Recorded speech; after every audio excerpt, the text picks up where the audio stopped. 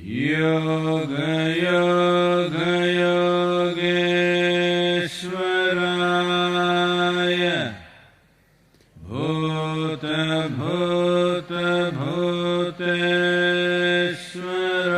Bhuteshwaraya Kala Kala Kaleshwaraya Shiva Shiva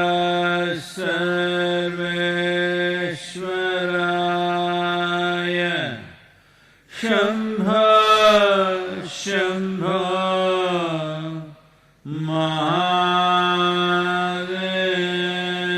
Mahadevaya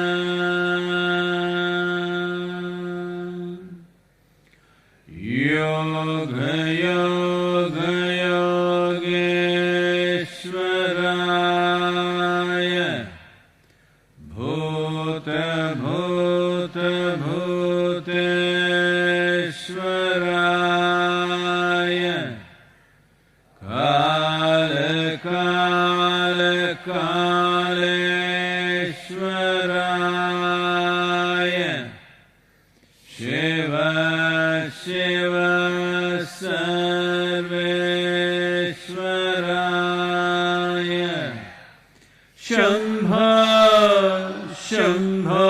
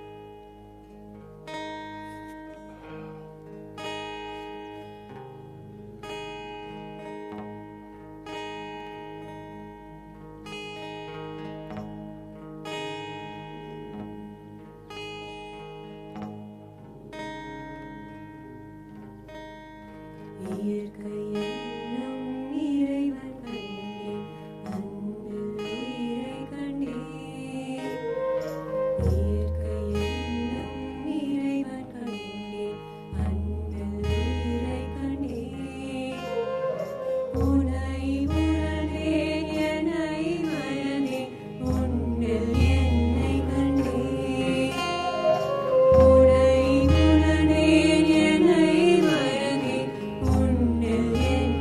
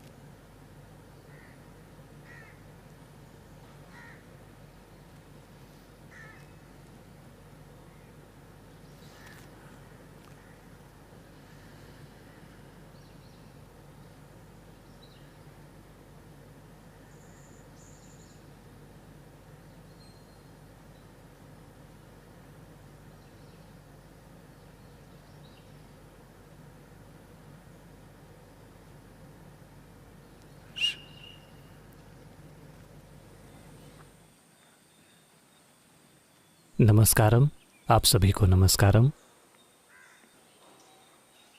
तो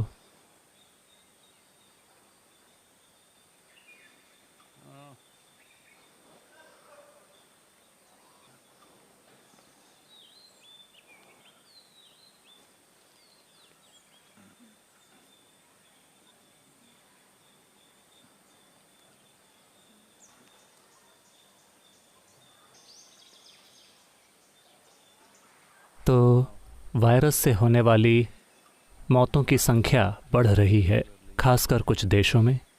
America ने 50,000 को पार कर लिया है, इटली ने 25,000 पार कर लिया है, स्पेन, फ्रांस 20,000 से ज़्यादा, यूके बस 20,000 के करीब है। दुनिया में लगभग 2 लाख मौतें और 30 लाख से ज़्यादा मामले। भारत 23,000 केस, 718 मौतें, पिछले 24 घंटों में 37। लेकिन सौभाग्य से भारत में भौगोलिक दृष्टि से ये सीमित है।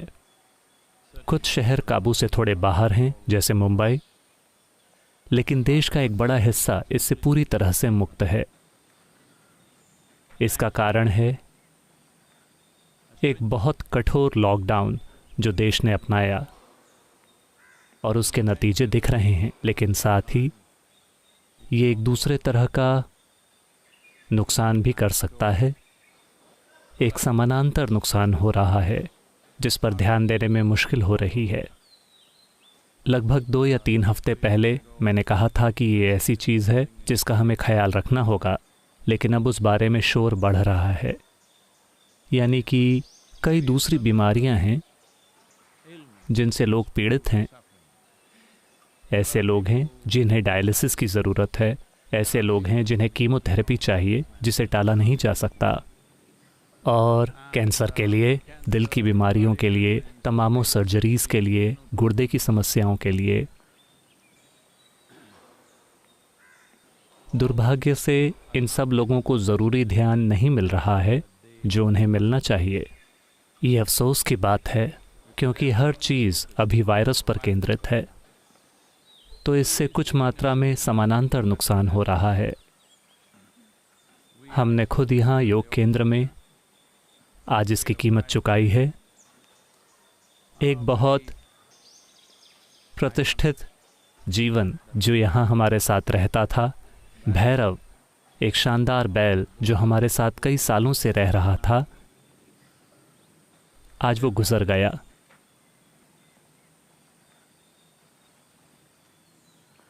कोई बड़ी बीमारी नहीं थी।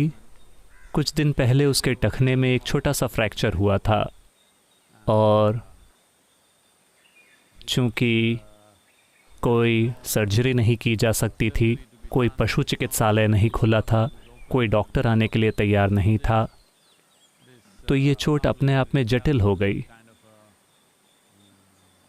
ये कुछ बिल्कुल दूसरी ही चीज़ में बदल गई, और वो आज सुबह गुजर गया। मेरे ख्याल से हर किसी के देखने के लिए भैरव की तस्वीरें स्क्रीन पर हैं। वो एक शानदार जीवन था, वो हमारे साथ था, और ऐसा दुनिया भर में लोगों के साथ हो रहा है, जानवरों के साथ, हर किसी के साथ। लेकिन हर किसी का ध्यान वायरस पर है, जैसा ऐसे होना चाहिए। ऐसा नहीं है कि हम इस बारे में शिकायत कर रहे हैं, लेकिन ये समानांतर नुकसान बढ़ते जा सकते हैं, क्योंकि हफ्तों से अस्पताल बाहरी मरीजों के लिए नहीं खुले हैं। छोटी चीज़ें कई सारे लोगों के लिए जानलेवा बन सकती हैं। थोड़े से इलाज से, छोटी छोटी चीज़ों से वो ठीक हो जाएंगे। उस तरह की चीज़ें अब बहुत जटिल बन सकती हैं। और अगर ये इन्फेक्शन नहीं है, अगर किसी को वायरस का इन्फेक्शन नहीं लगा है, अगर उन्हें कोई दूसरी समस्या है, तो लोग अस्पताल जाने में हिचकिचा रहे हैं, क्योंकि शायद वहाँ जाकर उन्हें इन्फेक्शन लग जाए। लोग इस बारे में बहुत सतर्क और डरे हुए हैं। तो ये कई आयामों में जा रहा है, लेकिन साथ ही कई तरह से भारत में हम देख रहे हैं कि हम धीरे धीरे इस पर पकड़ बना रहे हैं। देश के ज़्यादातर हिस्सों में कुछ हॉटस्पॉट्स हैं। अभी मोटे तौर पर काम उन्हें अलग करने का है ताकि ये हॉटस्पॉट्स उसी तरह रहें, बाकी का देश सामान्य गतिविधियों में लग जाए। अभी योजना यही है और वो देख रहे हैं कि इसे कारगर तरीके से कैसे करें। अगर आपको पता ना हो, मेरे ख्याल से अगले 4 दिनों के लिए कर्फ्यू घोषित कर दिया गया है कोयम्बतूर शहर में और सेलम में। मेरे ख्याल से तिरुपुर भी शामिल है और चेन्नई। तमिलनाडु में लगभग 4 या 5 शहर। ये लॉकडाउन नहीं है, ये कर्फ्यू है। इसका मतलब है कि आप बाहर नहीं निकल सकते। ऐसा नहीं है कि आपसे बाहर न निकलने का निवेदन किया जा रहा है, आप बाहर निकल ही नहीं सकते। कर्फ्यू का आमतौर पर मतलब है, ऐसा नहीं है कि वो ऐसा करने वाले हैं, लेकिन आमतौर पर कर्फ्यू का मतलब होता है कि पुलिस कर्फ्यू तोड़ने वालों को गोली मार सकती है, तो वो उसे उस स्तर पर लागू नहीं करेंगे। मेरे कहने का मतलब है कि ये उतना ही गंभीर है। इसका इरादा है 4 दिनों के लिए लोगों को ज़बरदस्ती अंदर रखना। आप 4 दिन के लिए सामान भर लें और घर से किसी भी कारण से बाहर कदम न रखें, क्योंकि अभी हम सोच रहे थे कि ढील मिलेगी, लेकिन ये इस दिशा में चला गया। मेरे ख्याल से ये एक बहुत समझदारी भरा काम है। मैं तमिलनाडु सरकार का आभारी हूँ कि उन्होंने इस तरह का कड़ा कदम उठाने का निर्णय लिया है। हालांकि ये आबादी के कुछ हिस्सों के बीच अलोकप्रिय हो सकता है, लेकिन आगे बढ़ने का यही रास्ता है। जहाँ फैलने का थोड़ा भी खतरा है, उस जगह को कुछ समय के लिए वाकई बंद कर दिया जाए। जहाँ कहीं भी लोग अपनी निजी आज़ादी की बात करते हुए घूम फिर रहे हैं, पूरी दुनिया में लोगों की मौतें हो रही हैं। बेशक हमें भी मरने की आज़ादी है। तो ये बहुत महत्वपूर्ण है।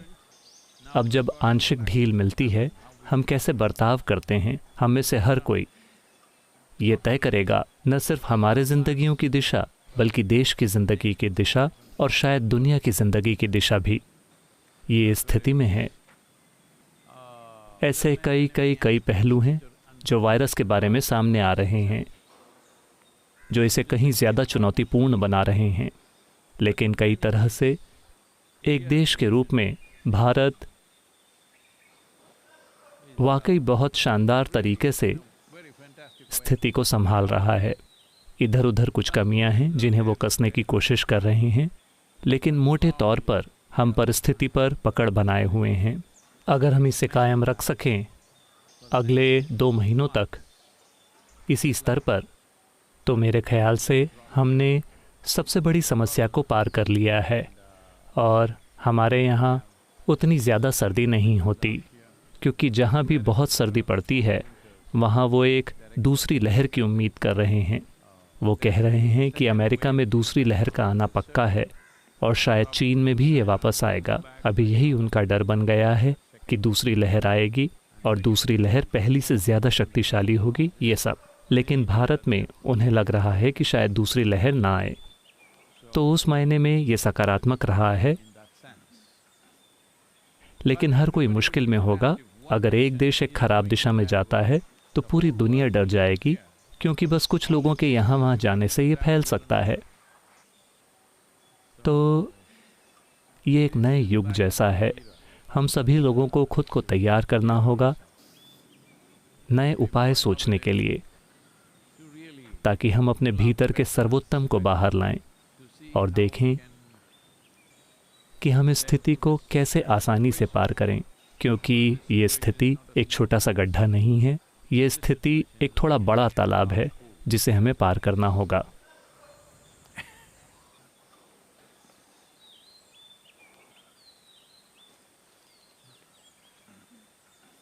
नमस्कारम सद्गुरु। पुणे से सिद्धार्थ ने पूछा है, मेरे पास एक ज्वलंत प्रश्न है। क्या गुरु की कृपा और शिव के प्रति संपूर्ण भक्ति कर्मों को विलीन कर सकती है? मेरे ख्याल से पिछले कुछ दिनों में हम इस पर बात कर चुके हैं।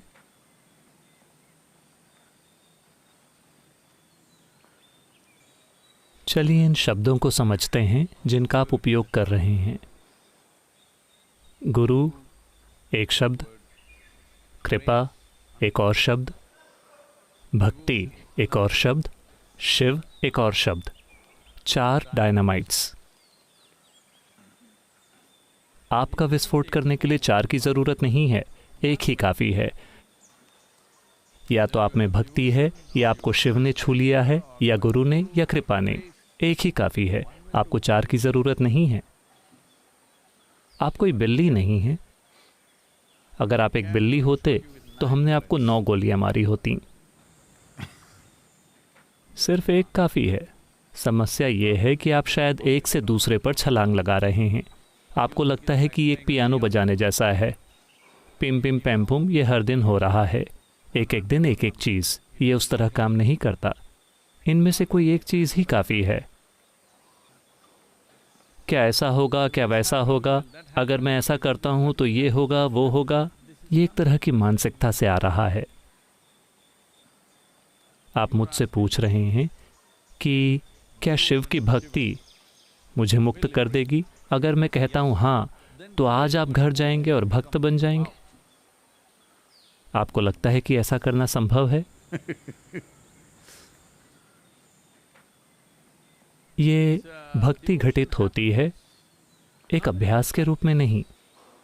जब आप साफ साफ जान लेते हैं, विश्वास करके नहीं, जब आप अपने अनुभव से साफ तौर पर ये जान जाते हैं कि कोई चीज़ आपसे बड़ी है, कोई चीज़ आपसे कहीं ज़्यादा बड़ी है, तो धीरे धीरे आप एक भक्त बन जाते हैं।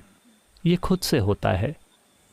Not a cultivated devotion. पैदा की हुई भक्ति नहीं। पैदा की हुई भक्ति यानी आप इसका नाटक कर रहे हैं। मैं हमेशा लोगों को याद दिलाने की कोशिश करता रहा हूँ। ज़्यादातर, मैं कह रहा हूँ, योग केंद्र के भीतर ज़्यादातर लोग, आप देख सकते हैं कि उनके हर कदम में भक्ति की कुछ भावना है। लेकिन कुछ लोग ऐसे हैं। इन दिनों मैं एक इलेक्ट्रॉनिक मशीन पर चुपचाप आ रहा हूँ, वरना अक्सर मैं एक डीजल कार चलाता हूँ। वो बहुत शांत नहीं है। भले ही मैं उनके ठीक पीछे कार चला रहा हूँ, वो जा रहे हैं क्योंकि वो कार की आवाज़ सुनते हैं, लेकिन वो चलते जाते हैं। फिर कोई कहता है, अरे सद्गुरु सद्गुरु, अरे। वो इस तरह बाजू में कूदते हैं और ये आपके जीवन में काम नहीं करेगा, ये बात जान लीजिए। इसीलिए मैंने कहा, अगर आपको लगता है कि आप सद्गुरु के प्रति समर्पित हैं, या शिव के प्रति, या जो कोई भी हो, इससे फ़र्क नहीं पड़ता। आपको हर चीज़ में उन्हें ही देखना चाहिए। आपको यहाँ हर किसी को सद्गुरु के रूप में देखना चाहिए, हर किसी को। आदमी, औरत, बच्चा, गाय। आश्रम में गधे नहीं हैं, वरना हम वो भी करते। Everything. जब आप हर चीज़ को भक्ति की उसी भावना के साथ देखते हैं, तो अब आप एक भक्त हैं। क्या ये काम करेगा? बिल्कुल। अब आप हवा में 4 विकल्प उछाल रहे हैं और मुझसे पूछ रहे हैं, सद्गुरु मैं किस पर निशाना लगाऊं?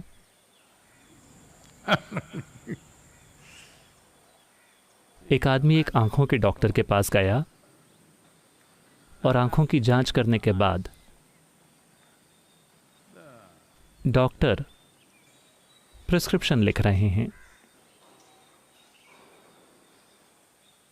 तो उस आदमी ने कहा, डॉक्टर, चश्मा पहनने के बाद क्या मैं पढ़ सकूंगा? डॉक्टर ने कहा, बिल्कुल, निश्चित रूप से आप पढ़ पाएंगे। उस आदमी ने कहा, यह तो बहुत ही अच्छा होगा, मैं अपनी पूरी जिंदगी में कभी पढ़ नहीं पाया।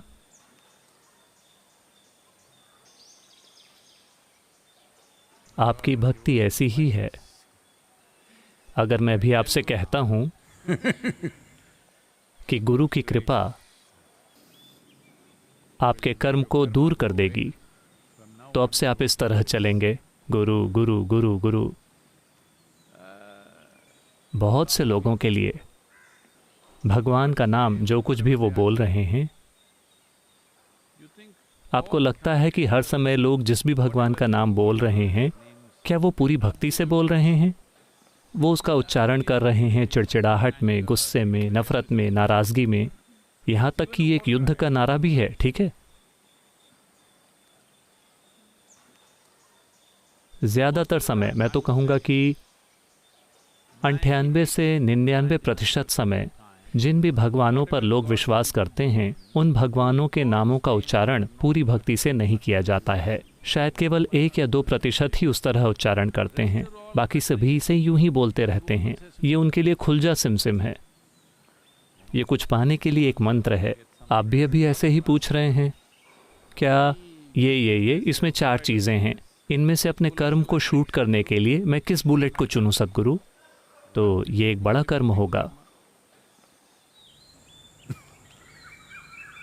Wanting to शिव को या अपने गुरु को गोली मारने की चाहत करना एक बड़ा कर्म होने जा रहा है। ये आपको कर्म से मुक्त नहीं करेगा, ये आपको और अधिक उलझा देगा। अरे सद्गुरु, आप कभी भी एक सीधा और सरल जवाब नहीं देते। आप बस हर चीज़ को जटिल बना रहे हैं। मैं नहीं, आप। मैं आपको बता रहा हूँ कि सिर में 1 गोली काफ़ी है। आप कह रहे हैं 4 गोलियाँ हैं, मैं कहाँ कहाँ गोली मारूं?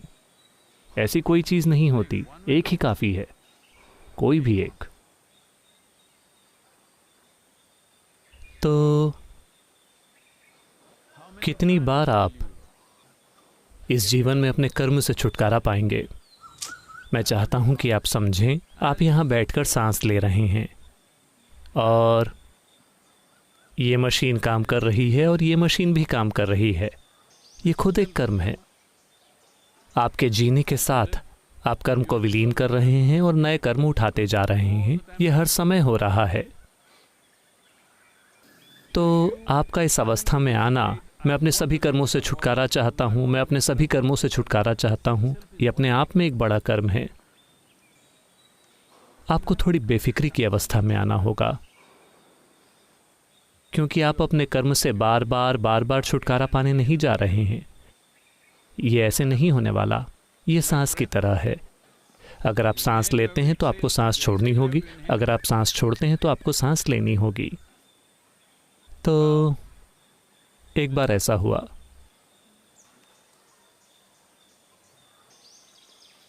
शंकरन पिल्लई पहली बार क्रूज पर गए। एक बड़ा सा क्रूज जहाज, वो उसके अंदर चले गए। पहली बार वो समुद्र में हैं, इस बारे में थोड़ा घबरा रहे हैं। नाव चाहे कितनी भी बड़ी क्यों ना हो, फिर भी यहाँ तक कि बहुत बड़े जहाज़ों में भी बहुत से लोग लगातार उल्टी करते रहते हैं, क्योंकि वैसे भी वो थोड़ा बहुत हिलेगा। तो वो कप्तान के पास गया और उसने पूछा, वो इस पूरी चीज़ से थोड़ा घबराया हुआ है, क्योंकि समुद्र में जाना, एक जहाज़ में बैठकर, वो उसके लिए। तो उसने कप्तान से पूछा, जहाज के कप्तान से उसने कहा, इस आकार का कोई जहाज आमतौर पर कितनी बार डूबता है? तो कैप्टन ने उसे देखा और कहा, ये वाला सिर्फ एक बार।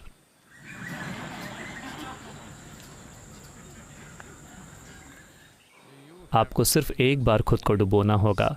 आपको इससे हर समय करते रहने की ज़रूरत नहीं है। ऐसी कोई चीज़ नहीं होती। अगर आप कर्म बनाने की मशीन से दूरी बना लेते हैं, जो कि बस आपका शरीर और आपकी मानसिक प्रक्रिया है, ये खत्म हो गया है। ये चीज़ें उछाल रहा है तो क्या, वो आपसे चिपकता नहीं है। कर्म का मतलब सिर्फ इतना है, यहाँ रहने के लिए आपको कुछ ना कुछ तो छूना ही होगा। बिना कुछ छुए आप नहीं जी सकते। देखकर, सुनकर, देखिए, आप अभी शायद पक्षी का शिकार करने नहीं जा रहे हैं, लेकिन एक तरह से पक्षी आपको छू रहे हैं अपनी शाम की चिंताओं से, अपनी खुद की चीज़ों से। वो क्या कह रहे हैं? योग योग नहीं, अपनी खुद की चीज़ें, क्योंकि उन्हें वायरस की कोई चिंता नहीं है। वो सभी नीचे देख रहे हैं और सोच रहे हैं, ये सभी बेवकूफ़ इतने समझदार कब बन गए? वो बहुत चुपचाप बैठे हैं, बहुत सावधानी से घूम रहे हैं, कोई भी इधर उधर दौड़ नहीं रहा है। वो सभी चर्चा कर रहे हैं, वहाँ एक बहस चल रही है। ये सभी बेवकूफ़ इतने समझदार कब बन गए? क्या वो इसी तरह रहेंगे या वो एक बार फिर अपनी बकवास में वापस चले जाएंगे? ये बहस चल रही है तो आपको पक्षी छू रहे हैं। जो कुछ भी आप देखते हैं, हर तरह से आप जो कुछ भी छूते हैं, कोई भी जीवन एक दिन में लाखों चीज़ों को छुए बिना नहीं चल सकता। अब मान लीजिए कि हम आपके ऊपर परत चढ़ा देते हैं। मैं एक नाम लेने की कोशिश कर रहा हूँ बिना ब्रांड का नाम लिए। एना बॉन्ड, वो भी एक ब्रांड है। मैं इसलिए कह रहा हूँ क्योंकि अभी भी मैंने कुछ किया और ये अभी भी चिपका हुआ है, ये मेरे हाथ से नहीं जा रहा है। एना बॉन्ड ये एक तरह की तरल गोंद है। मैंने थोड़ा इसे लेने की कोशिश की, ये मेरे पूरे हाथ में आ गया। ऐसा लगता है कि ये आपकी त्वचा को छील देगी। तो मान लीजिए कि आप इनमें से किसी एक सुपर ग्लू के साथ ढके हैं सिर से पैर तक। 24 घंटों में बस देखिए कि आप क्या बन जाएंगे। हेलो, एक बड़ा सा झमेला, क्योंकि सब कुछ आपसे चिपक जाएगा। कर्म बस यही है। तो दुनिया की हर चीज, आप जो कुछ भी छूते हैं, वो आपसे चिपक जाएगी। जब सब कुछ आपसे चिपक जाता है, शुरू में जब आपसे कुछ चिपकता है तो आपको लगता है कि ये दौलत है, ये रिश्ते हैं, ये शादी है। आप इस तरह से सोचते रहे जब कोई चीज़ आपके साथ चिपक गई। लेकिन कुछ समय के बाद जब बहुत सारी चीज़ें आपसे चिपक गईं, तब आप देखते हैं कि धीरे धीरे चेहरा लंबा होता जा रहा है। आप बहुत गंभीर दिख रहे हैं।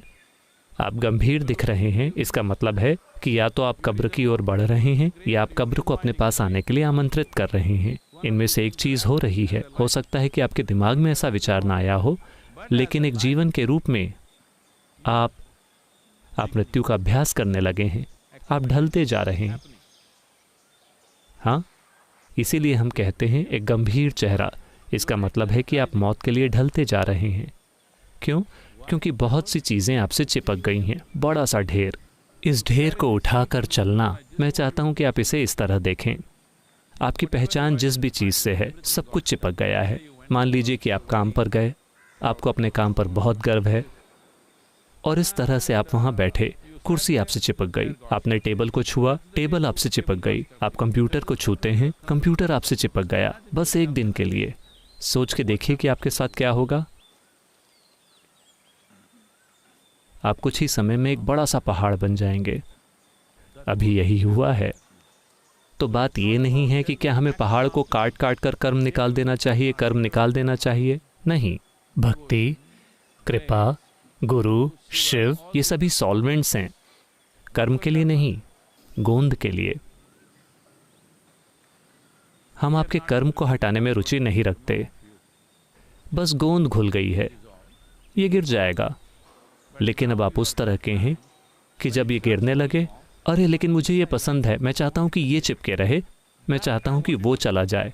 ठीक है, गोंद वापस आ गई है। गोंद वायरस की तरह अंधी है। ये परवाह नहीं करती कि क्या क्या है, बस कुछ भी चिपक जाता है, बस। तो हमें बस गोंद को विलीन करना होगा, हमें कर्म को विलीन नहीं करना है। अगर आप गोंद को विलीन करते हैं तो कर्म अपनी जगह गिर जाएगा। अगली बार जब आप आकर ऑफिस में बैठेंगे तो कुर्सी वापस अपनी जगह पर बैठ जाएगी। मैं चाहता हूं कि आप कल्पना करें, आप एक कुर्सी को साथ में लटकाए चल रहे हैं, आपकी उंगलियों से कंप्यूटर लटक रहे हैं। हाँ, अभी बस यही हो रहा है। लोग अपना काम अपने सिर पर उठाए चल रहे हैं, अपने परिवार को सिर पर उठाए, दुनिया को सिर पर उठाए, अपनी दौलत को सिर पर उठाए चल रहे हैं। ये बदसूरत है, लेकिन क्या करें। समाज में कुछ लोग, अगर आप बहुत अधिक भार उठा रहे हैं तो वो कहते हैं, वाह कितना सफल आदमी है, उसके सिर पर पूरा पहाड़ रखा हुआ है।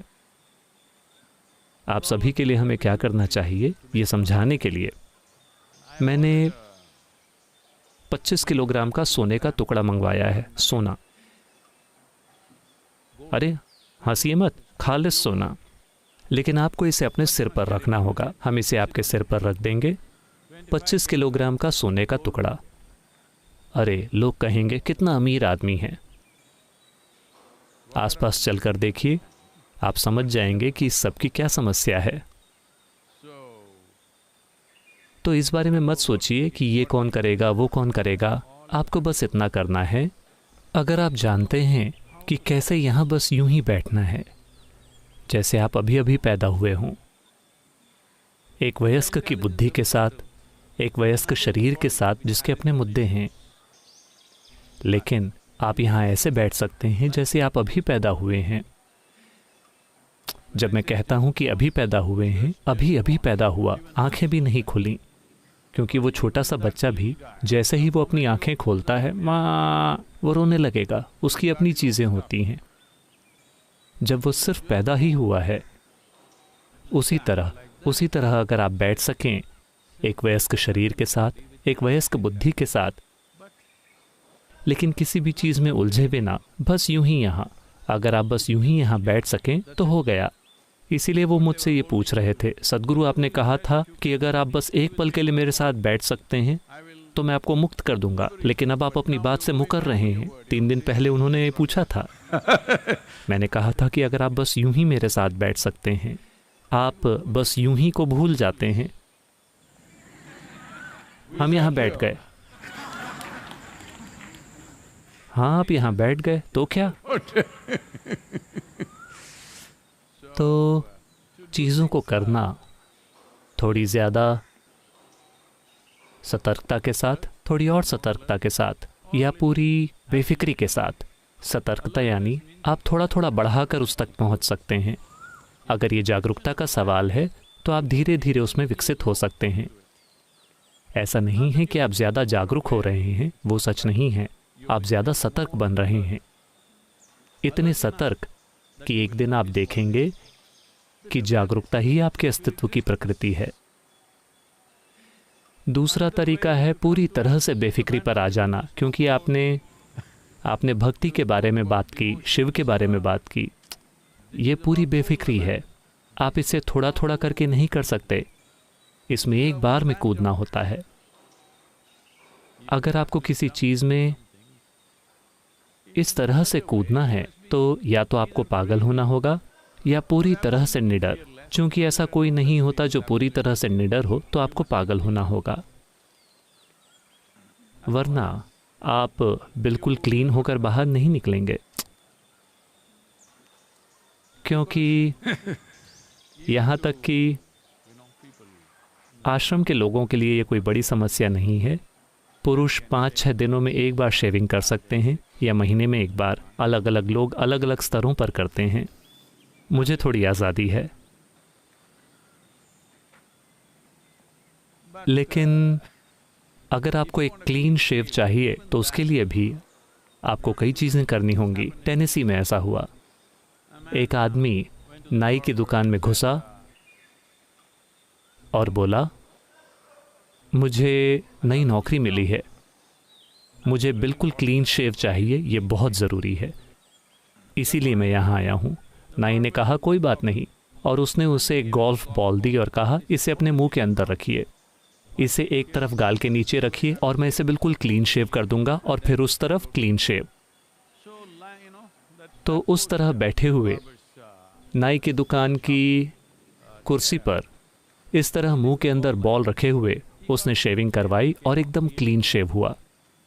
फिर उसने कहा, एक पल के लिए मुझे लगा कि मैं बॉल को निगल ही जाऊंगा, अगर मैं बॉल को निगल जाता हूं तो क्या होगा? नाई ने कहा कोई बात नहीं, हर किसी की तरह आप भी उसे 2 दिन बाद वापस दे जाना। यही कर्म है, ये गोल गोल घूमते रहता है। आप उसी बकवास को रिसाइकिल कर रहे हैं। आप इसे कब तक करते रहेंगे? 100 लोगों की दाढ़ी बनाने के लिए एक गोल्फ बॉल काफी है। तो ऐसा हो रहा है काम के कारण नहीं, लोगों के कारण नहीं, दुनिया के कारण नहीं, वायरस के कारण नहीं। ऐसा इसलिए हो रहा है क्योंकि आपके ऊपर गोंद की परत चढ़ी हुई है। तो आपने जिन 4 सॉल्वेंट्स का जिक्र किया, उनमें से कोई भी एक काफ़ी है। खुद को पूरी तरह से डुबो दीजिए, या तो भक्ति में, या कृपा में, या गुरु में, या शिव में। बस खुद को पूरी तरह से डुबो दीजिए उनमें से किसी भी एक में। गोंद पूरी तरह उतर जाएगी। उसके बाद कर्म है ही क्या? ऐसी कोई चीज नहीं है।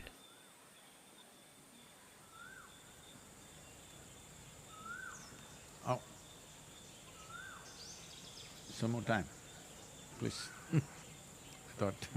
अगला सवाल एकता अग्रवाल ने पूछा है, कृपया देश की उन महिलाओं का मार्गदर्शन कीजिए जिनको निपटना पड़ रहा है एक आलसी जीवन साथी से, जिद्दी माता पिता से और ऊबे हुए बच्चों से, कि कैसे इस सारे झमेले के बीच शांति से सबके साथ रहा जाए जब घर के काम का बोझ बढ़ गया है और हमारी ऑफिस की पहचान मिट गई है।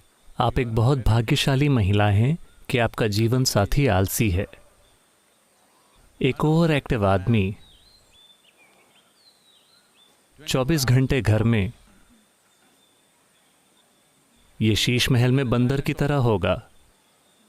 वो आलसी हैं।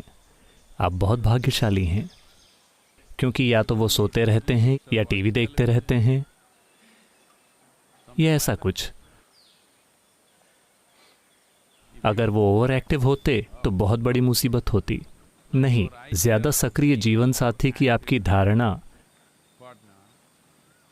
ये है कि वो किचन में आएंगे और बर्तन धोएंगे और फर्श पर झाड़ू लगाएंगे, और कुछ ऐसे बहुत अच्छे पुरुष होते हैं, लेकिन ज्यादातर पुरुष वैसे नहीं होते। मैं ये नहीं कह रहा हूं कि बर्तन धोना औरतों का काम है, घर साफ करना औरतों का काम है, नहीं, लेकिन आदमियों को गंदगी से कोई दिक्कत नहीं होती।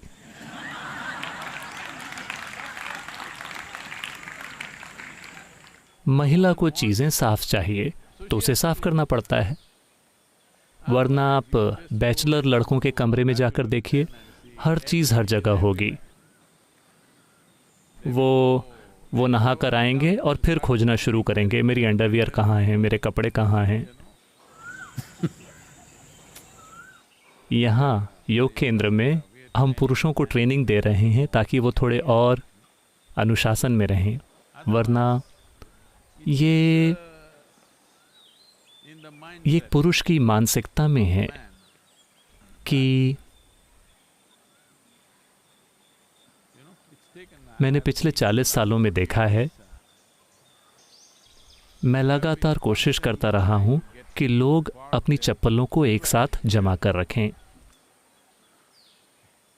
क्योंकि ये पुरुषों का अधिकार होता है कि वो आएं और एक चप्पल यहां फेंके, एक वहां फेंकें। हमने कम से कम सभी पुरुषों में स्त्रीत्व को जागृत किया है, कम से कम यहाँ, कि हमारे सभी कार्यक्रमों में वो अपनी चप्पलों को ठीक से रखते हैं।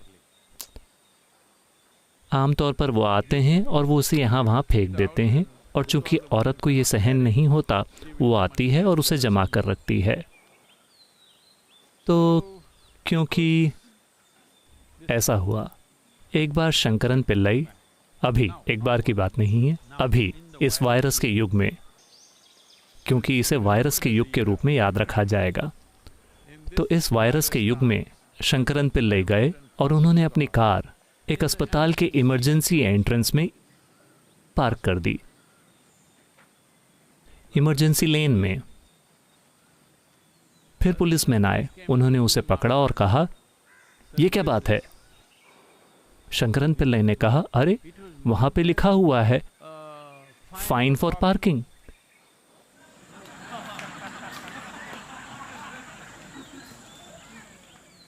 तो वो उसे इसी तरीके से समझते हैं। फाइन फॉर पार्किंग मतलब पार्किंग करना ठीक है। तो बच्चों के क्या गुण हैं? जिद्दी माता पिता और ऊबे हुए बच्चे।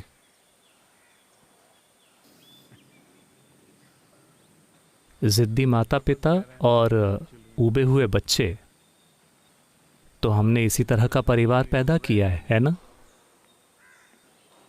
और आप अपनी कामकाज की पहचान खो रही हैं, ये बहुत अच्छी बात है, कम से कम कुछ समय के लिए, जब तक कि आप घर से काम ना कर रही हों। आपको ये समझना होगा कि ये सबसे अच्छा समय है अगर आप अपने परिवार को रूपांतरित करना चाहें तो चाहे वो कुछ भी हो, वो ज़िद्दी हैं, वो उबे हुए हैं, वो आलसी हैं, वो बकवास करते रहते हैं, वो चाहे जो भी हैं, अलग अलग लोग, अलग अलग तरह की चीज़ें हैं, लेकिन अभी वो घर में आपके साथ हैं। अगर आप उनको रूपांतरित करना चाहती हैं तो ये सबसे अच्छा समय है, क्योंकि एक बार वो बाहर निकल गए फिर वो उपलब्ध नहीं होंगे। तो आप चाहे उन्हें जिस भी तरह से रूपांतरित करना चाहें, अगर आप उसकी कोशिश करना चाहती हैं तो वायरस के युग से बेहतर समय नहीं होगा, क्योंकि वो सभी घर में अटके हुए हैं। उन्हें अगर आप 10 चीज़ें कहती हैं तो कम से कम उन्हें 2 चीज़ें तो करनी होंगी। वो बस उसे अनसुना नहीं कर सकते, चाहे वो कितने भी ज़िद्दी हों, कितने भी आलसी हों या कितने भी बोर हो चुके हों। अगर आप 10 चीज़ें कहती हैं तो कम से कम 2 चीज़ें उन्हें करनी होंगी, वरना देखिए, खाना आपके हाथों में है। जिस तरह से मुझे समझ आ रहा है, जिस तरह से आप वर्णन कर रही हैं, साफ है कि उनमें से कोई खाना नहीं बना रहा है, आप खाना बना रही हैं। तो भोजन आपके हाथों में है, तो बहुत आसानी से आप ये काम कर सकती हैं।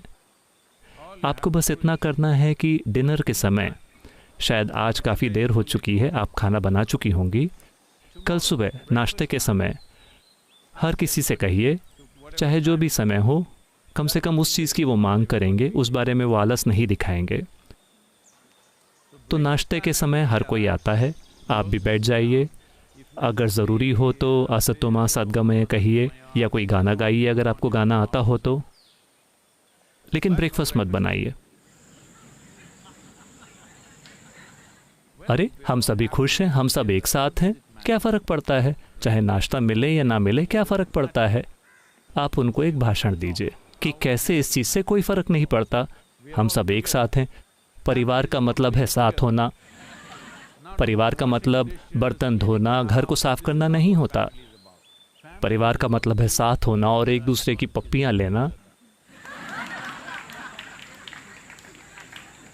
फिर उनको समझ आएगा कि परिवार का मतलब है कि आपको बर्तन धोने होते हैं, आपको फर्श साफ करना होता है, आपको जाले निकालने होते हैं, आपको कचरा बाहर फेंकना होता है।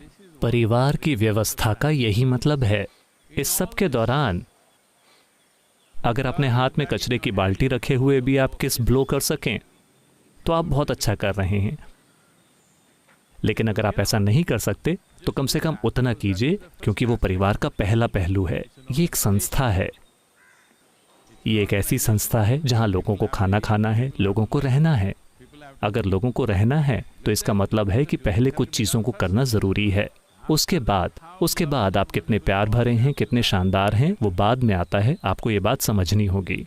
तो कल सुबह अगर आप उन्हें ब्रेकफास्ट के लिए आमंत्रित करती हैं और उन्हें एक अच्छा श्लोक या अच्छा गाना सुनाती हैं, और फिर आप उन्हें बताइए कि कैसे हम सबसे अच्छा परिवार हैं, चलिए एक साथ रहते हैं, वास्तव में एक दूसरे से प्यार करते हुए, एक दूसरे के हाथ पकड़े हुए। कोई फ़र्क नहीं पड़ता कि नाश्ता मिलता है कि नहीं मिलता। इस तरह की छोटी छोटी चीज़ें हमारी चिंता में नहीं हैं। फिर आलसी लोग भी ठीक हो जाएंगे, ज़िद्दी लोग भी ठीक हो जाएंगे, उबे हुए लोगों को रुचि होने लगेगी, सब कुछ होगा।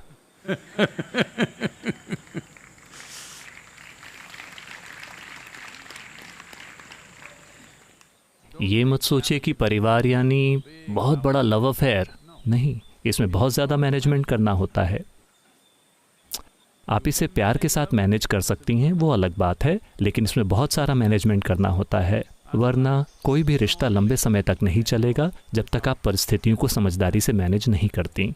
ये बहुत महत्वपूर्ण है। योग योग योगेश्वराय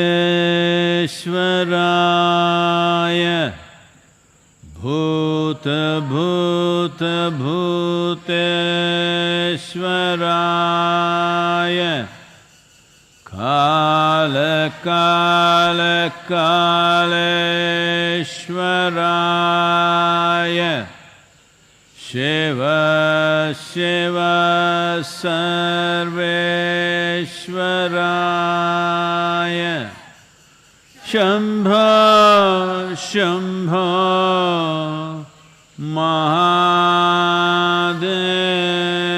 महादेवाय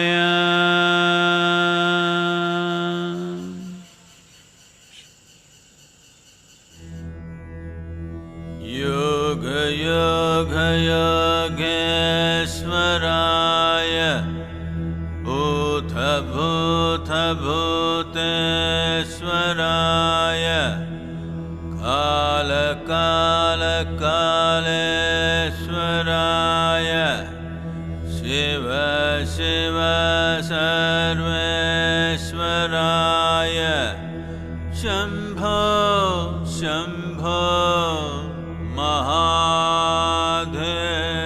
महादेवाय योग योग योगेश्वराय भूत भूत भूतेश्वराय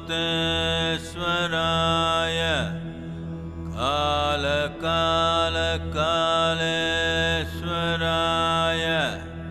शिव शिव सर्वेश्वराय शम्भो शम्भो महादेवाय योग योग योगेश्वराय भूत भूत भूतेश्वराय काल काल कालेश्वराय शिव शिव सर्वेश्वराय शम्भो शम्भो